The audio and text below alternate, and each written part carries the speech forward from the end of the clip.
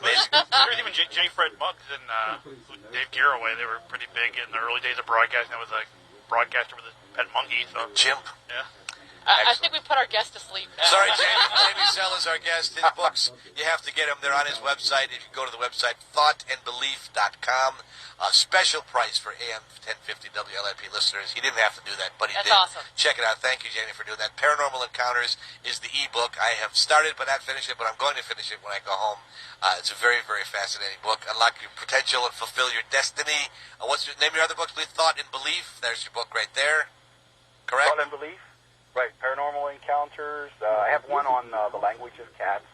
The language of cats. The language of cats. Okay, let's talk about that for a little bit. Oh, that's the way I feel about them. And I started to notice how a cat behaves, that they talk in a language that basically is not necessarily like what we would think of. They use their tail position, their ear positions, their eyes, the basic position of their body. And they have a series of vocalizations. I've isolated about 33 of them. I have read studies that say that there's something like 65 various vocalizations. And I have had a little bit of success with my cats and with other cats in trying to replicate some of these vocalizations that they actually respond to it. So basically I just started kind of putting some notes down, and I started putting some pictures of my cats in with them, and the next thing I knew, I kind of had something in a book, and I thought, well, I ought to make this available to other people that are interested in the same subject. So that's how it came about. I never would have thought in a million years that that subject would even be. I've got two cats myself, and my male cat, I thought he you makes had three. just two. Uh-oh. The other experiment didn't work out, so we have two cats. They're brother and sister, and the brother makes more noises than I can count. I think he hits every octave on the scale, and always at the most obscure times. But that's just what he does. Yeah, the basic meow sound that everybody's familiar with. You hear a cat saying it. It's a two-part sound. The me part basically is as a sign of appeasement, and the owl part is basically saying, if you try to hurt me, I'm going to go ahead and attack you. So what the cat is basically saying is, I like you, but since you're so much bigger than I am, if you try to hurt me, then I will hurt you back. It's basically what the little meow sound says. And cats only meow to human beings. They don't meow to other cats. I don't know if you're familiar with that. I've heard that about dogs wagging their tail as a form of communication, because they don't wag their tails when no one's around. That makes sense to me. I haven't heard that, but that makes perfect sense to me because they. How do you know? If no one's around, you don't know. Is that like if a tree falls in the forest kind of thing? right. If a tree falls on a dog, will it wag its tail? Only the tornado knows. Yes. Wow, this is getting way deeper than I thought we could get. My mind is like a pudding pop here. Sock puppets, the talking Sock cats. puppets, the cats meows. That's what they only meow to people. Yes, they only meow to people. They don't meow to each other. But they vocalize to each other. They have a lot of vocalizations and a lot of body posturing. If you see a cat sometimes, take your eyes and look directly into the eyes of the cat, and then blink your eyes and hold them closed for a little bit, and then open your eyes. And do that a couple times.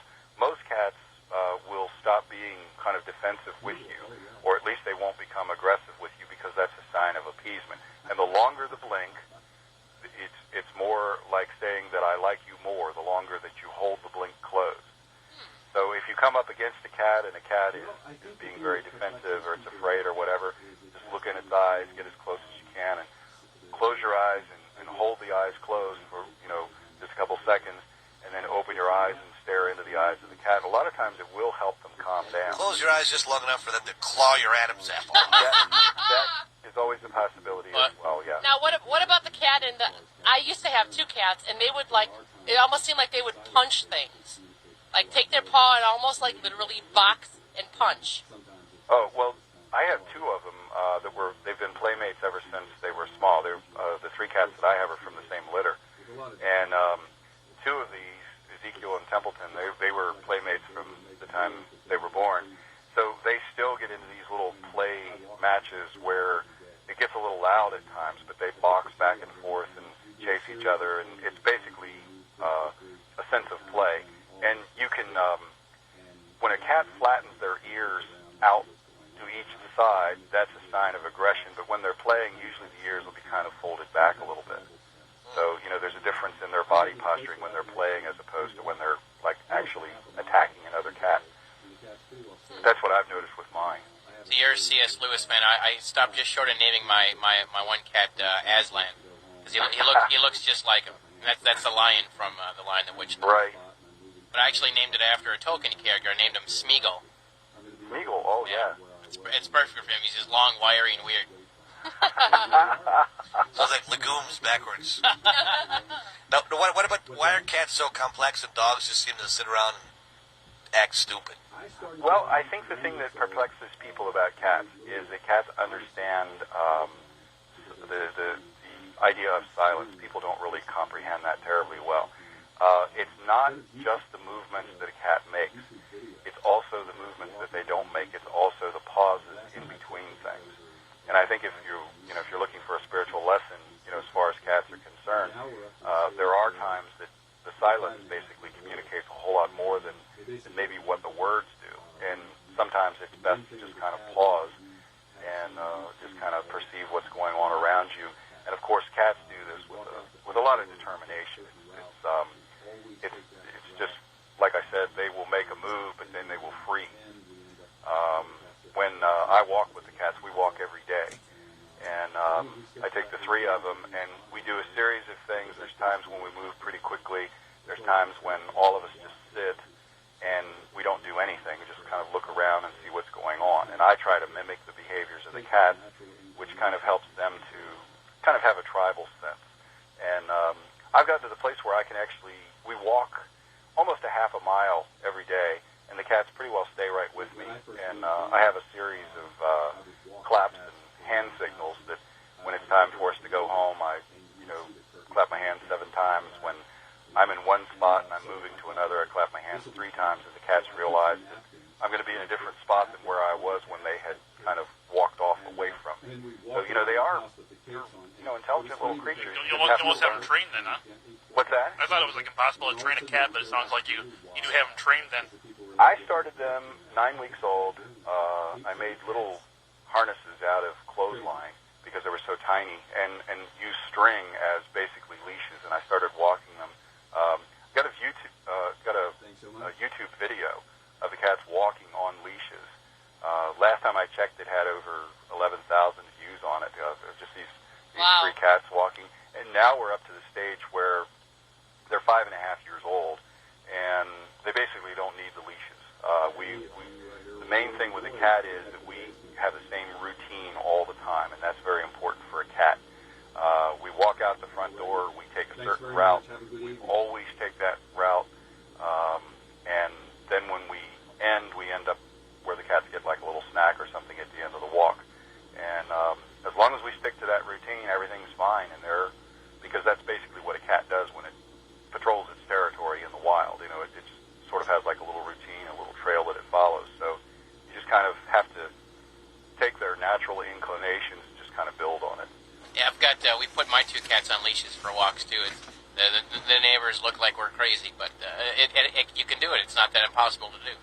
When I first moved in, I would walk the cats around the house, and I would look over at the neighbors, and you would see the curtains kind of gently pull back, and so I thought, well, this will be fun.